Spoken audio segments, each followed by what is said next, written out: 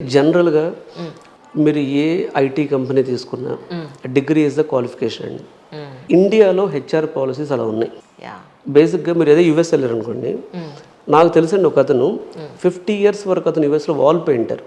50 ఇయర్స్‌కి జావా నేర్చుకున్నాడు. అతనే 64 అప్పుడు నేను అతనితో వర్క్ చేశాను మా కంపెనీలో. అప్పుడు అతను జావా ఆర్కిటెక్ట్ అతను.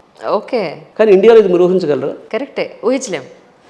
అయితే కంపెనీ సైడ్ ఏముందో చెప్తాను. నేను దీని మీద కంపెనీ సీఈఓలతో డిబేట్ చేశాను. ఐటీ కంపెనీ సీఈఓలతో వాళ్ళు ఎక్కడున్నా నేను వెళ్ళి మాట్లాడి నాకు ఫ్లైట్లో నా పక్కన కూర్చున్నా సరే వాళ్ళతో డిబేట్ చేసిన సందర్భాలు ఉన్నాయి.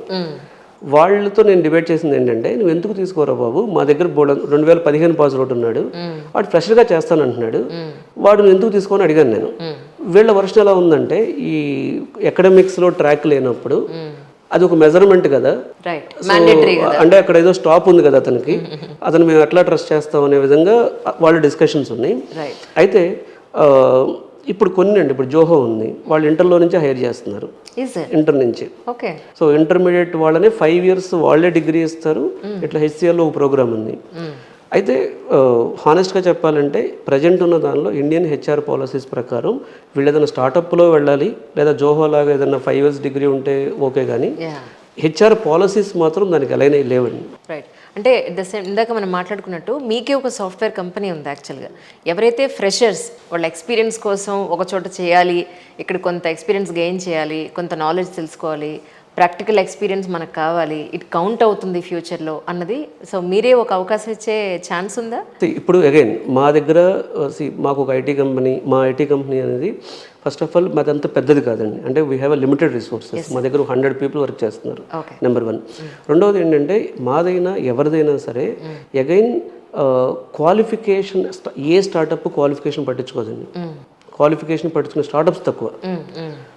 చిన్న కంపెనీస్ క్వాలిఫికేషన్ జోలికి వెళ్ళవు. కానీ అగైన్ ఇక్కడ ఏం చూస్తారంటే స్కిల్లే చూస్తాం.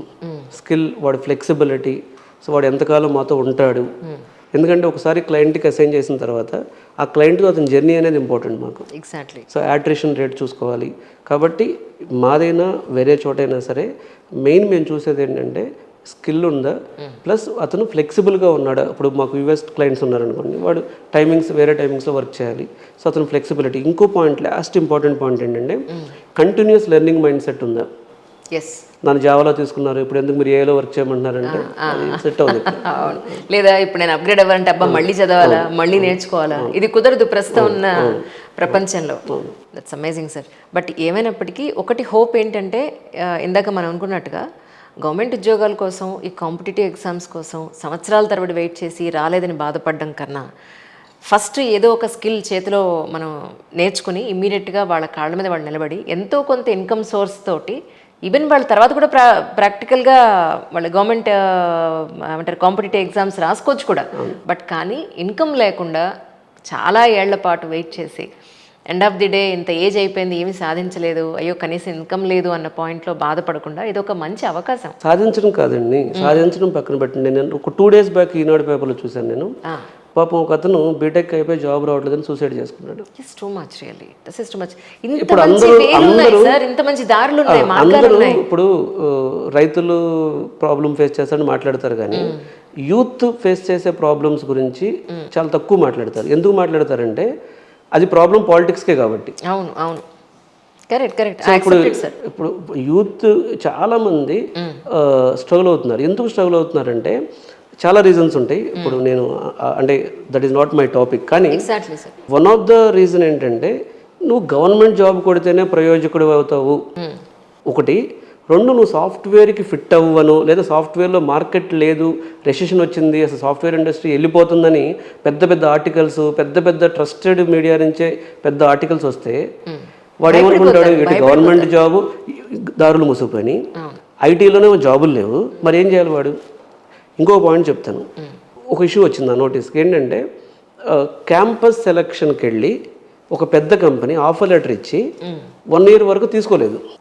అట్లా జరుగుతూ ఉంటుంది. అంటే 24లో ఆఫర్ లెటర్ ఇస్తే 25లో ఎప్పుడు జాయినింగ్ డేట్ ఇస్తారు. దీని మీద పెద్ద డిస్కషను, అరే అసలు ఇది అన్యాయం, అసలు ఇలా ఎంఎన్సీస్ ఎలా చేస్తాయి అసలు అని డిస్కషన్ వచ్చింది. నేనేం చెప్తానంటే, మరి గ్రూప్ 1 నోటిఫికేషన్ ఎప్పుడు వేశారండి అసలు? ట్రూ అసలు అది ఒక క్యాలెండర్ ప్రకారం వెళ్ళదు కదా అది. అది ఎప్పుడు జాబులు ఎప్పుడు ఇచ్చారండి అసలు? ఎన్ని జాబులు ఇచ్చారండి? అంటే అంటే నా ఫ్రస్ట్రేషన్ ఏంటంటే అండర్స్టాండ్ సార్, ఈజీగా జాబ్ వస్తుంది, ఈజీగా లైఫ్ బాగుంటుంది, దీన్ని వదిలిపెట్టి దీని మీద అంతా నెగిటివ్ మైండ్ కొట్టేసేసి అసలు రెసిషన్ ఒక ఐటీగా ఉందండి, ఇంకా మిగతా మరి గ్రూప్ 1లో ఇన్నాళ్ళు వేయలేదండి, మరి గవర్నమెంట్ రెసిషన్ కదా. అవును యాక్సెప్టెడ్ సార్. సో అంటే ఓన్లీ ఒక యూత్ ఎవరైతే ఉంటారో వాళ్ళని మనం పాజిటివ్ డైరెక్షన్లో తీసుకెళ్ళి జాబ్ వస్తుందని నేను చెప్పట్లేదండి. ఇప్పుడు మా దగ్గర కూడా 100 మెంబర్స్ జాయిన్ అయ్యారు అనుకోండి, 40 మందికే జాబ్ వస్తుంది, నేనే చెప్తున్నాను.